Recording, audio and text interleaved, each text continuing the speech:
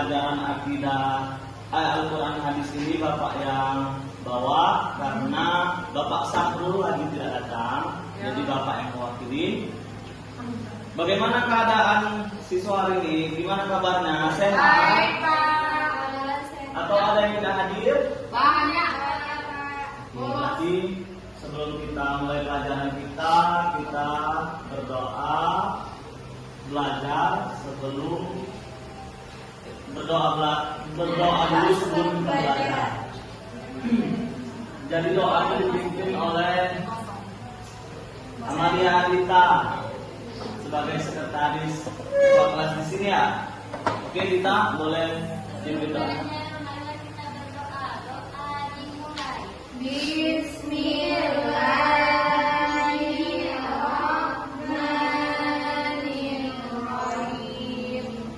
Raditu billahi rabban wa bil islami dinan wa bil muhammadin nabiyyan wa rasulan.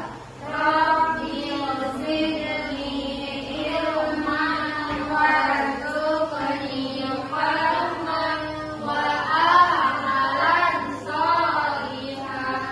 Amin. Oke, jadi sebelum kita belajar, Bapak mau absen dulu. Mungkin ada yang tidak hadir, bisa kalian sebutkan alasan apa. Oke, Sarito ini, Ya, Pak. Hadir. Ilya, Dita, Ira, Winda. Winda itu Pak, apa di luar? Oh ya. Nah, permisi. Ini anak baru ya? Siapa namanya? Nanti lah Pak. Oh, Adila. Yang nomor tulis ya. Oke, baiklah.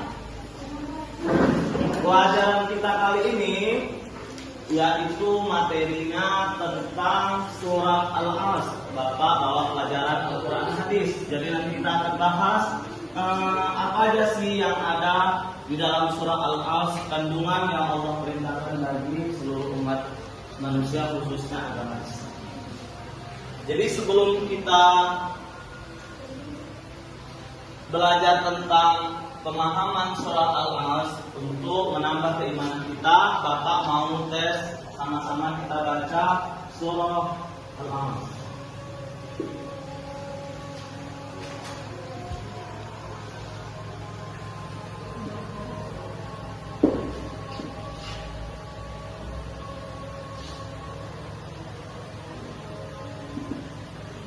Pak, ini kelas berapa?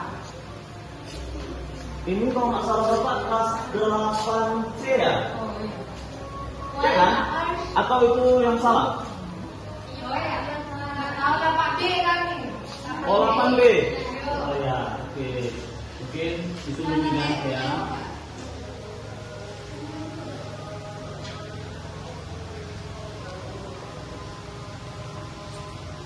Sudah pulang nggak?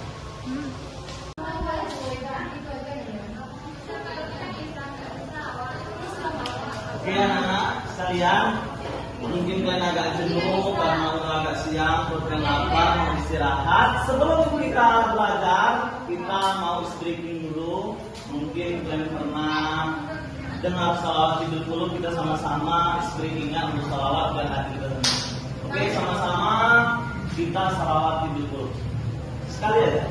Oke Pak. 2, 3. Allahumma sholli ala sayyidina Muhammadin fil qulubi Wa wa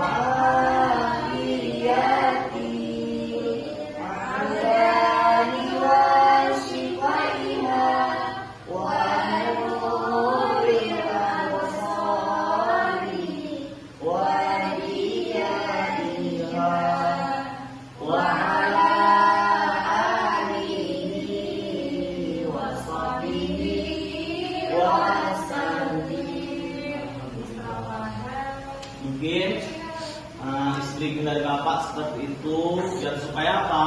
Supaya hati kita itu bisa tenang dengan sholat. Jadi break ini Tuhan ya. Mungkin ada yang bernyanyi, ada yang juga menggunakan sholat. Oke, di sini Bapak akan menjelaskan sedikit tentang surat Al-As.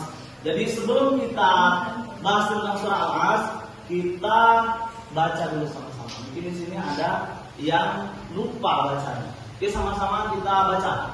Bismillahirrahmanirrahim. Wal 'asr innal insana lafi khusr illa alladzina amanu wa 'amilus shalihati wa tawassaw bil haqq wa tawassaw bis sabr. Jadi di sini ada yang sudah hafal, di sini ada yang ikut sekolah MDA sore. Oke, kepada Syarifah Wahyuni akan membacakan surah Al-As.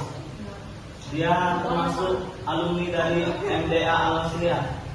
Coba Kak berdiri bacakan surah Al-As sebentar. Ini aja Pak. Ya di bangkunya ada. Bismillahirrahmanirrahim. Wal 'asr innal insana lafi khusr illa alladzina amanu wa 'amilus shalihati wa tawassaw bil haqq wa tawassaw bis sabr. Kenapa? Nggak tahu aku Pak. Oh ya, terima kasih Syarifah Wahyuni yang sudah bisa membacakan surah Al-As. Kasihlah apresiasi tentang perjalanan. Oke, jadi biar kalian juga nggak terlalu lama nunggu waktu istirahat, ini sebentar Bapak jelaskan untuk surah Al-As bahwa di sini Allah berfirman di dalam Al-Quran surah Al-As yang artinya demi masa. Oh, ada yang nggak pernah belajar ya? Di sini Allah bersumpah demi masa bahwa masa ini di dalam kitab Al-Imam Al-Ghazali itu yang artinya tidak bisa lagi kita ulang. Yang artinya hari ini itu akan lewat ketika hari esok. Dan hari yang kemarin akan lewat ketika terjadinya hari ini. Jadi masa ini tidak bisa kita pahami hanya dengan waktu sekarang, semalam atau kemarin, dan juga waktu esok. Oke, ayat kedua yang artinya sesungguhnya manusia itu selalu di dalam keadaan merugi.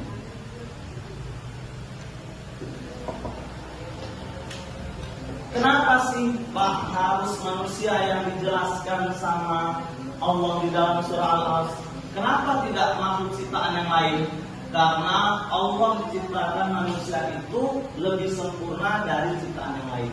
Makanya kenapa Allah berikan nama atau sebutan untuk manusia di dalam surah Al-As ayat kedua ini? Karena Allah merasa manusia itu adalah makhluk yang paling sempurna. Jadi sampai sini paham? Nah, jadi kalau ditanya kenapa sih Pak mesti manusia yang ditegaskan dalam ayat ini? Masuk sini. Jadi kenapa sih harus manusia? Tadi jawabannya karena manusia itu makhluk yang paling sempurna. Terus kenapa ada di ujungnya itu Pak ditegaskan bahwa manusia itu selalu di dalam keadaan merugi? Karena ya sedikit mungkin masukan dari Bapak untuk kalian bahwa manusia itu terkadang lupa akan dirinya sendiri. Dia itu selalu merasa bahwa dia itu lepas dari panduan Tuhannya, atau bisa dibilang dia lupa akan dirinya sendiri. Dia mengakui dirinya manusia, tetapi kadang banyak di antara kita masih belum kenal siapa diri. Jadi maka Allah di sini terapkan bahwa manusia itu adalah makhluk yang paling merugi. Lanjut kita bahas ke ayat ketiga.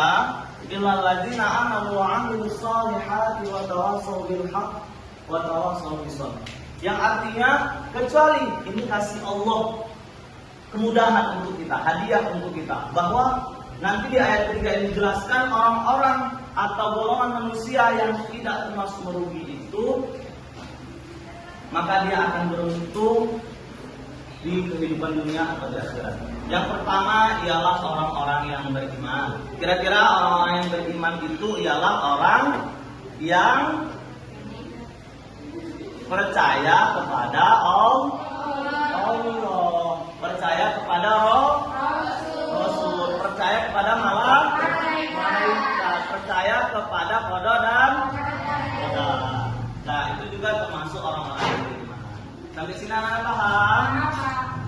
Terus yang kedua adalah orang-orang yang selalu berbuat kebaikan. Apa sih Pak pesan moral di sini untuk supaya kita terus usaha jadi orang yang lebih baik? Walaupun kita disakiti orang, walaupun kita sering dihina oleh orang, kita harus tetap selalu berbuat baik. Terus yang ketiga di sini adalah watawassaw bil haqq watawassaw bis sabr. Di sini Allah jelaskan bahwa kita harus menasehati dalam kebenaran atau mengingatkan dalam kebenaran. Jadi walaupun ada orang yang salah, kita juga harus tetap tegur. Kalau ada orang yang lebih tua berbuat salah, kita juga harus buat menegur. Terus yang keempat terakhir ini, menasehati dalam kesabaran. Dan yang terakhir yaitu watawassaw bis sabr, yang artinya kita harus selalu menasehati dalam kesabaran. Contohnya apa itu Pak? Kalau ada kawan kita susah, setidaknya kalau kita tidak bisa membantu, kita berikan saran yang baik supaya dia bisa sabar. Walaupun sabar itu nggak ada yang bisa menahan. Oke? Jadi kesimpulan dari pelajaran kita hari ini, sesempurnanya manusia, Allah juga beri kasih teguran sama dia bahwa kesempurnaan yang dia miliki itu bisa hancur karena dia mempunyai sifat yang membuat amal ibadahnya merugi di hadapan Allah.